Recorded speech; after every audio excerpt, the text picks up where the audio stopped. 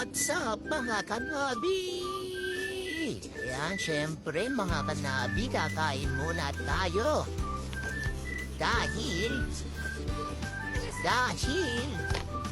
break time na naman. Ayan, sarap na sarap si Kuya Nab.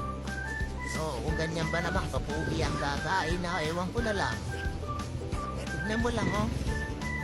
Oo, nakasyagi pa yung buhok niyan. Sa gilid ng ano ko.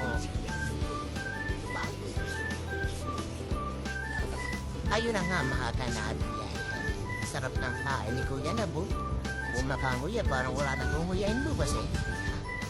Charot! At syempre nga mga kanabi, is magandang tanghali po sana. Masarap din ang inyong mga kain. Dahil ngayong araw ang isa sa pinakamagandang araw. Bakit? Tag-ulan na, panahon na para magparami.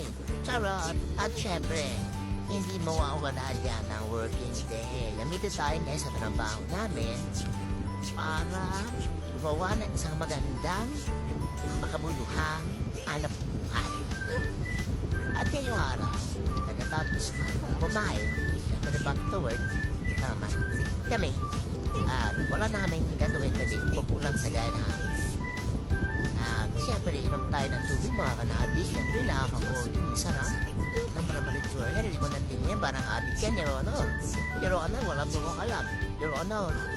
Hindi po ako may kasalanan, Your Honor.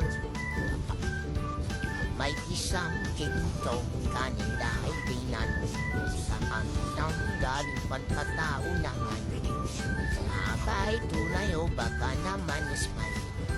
Natin alam kasi wala tayong alam. Wala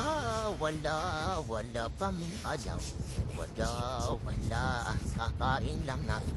Your Honor, hindi ko po alam. Your Honor, wala po ako talagang alam.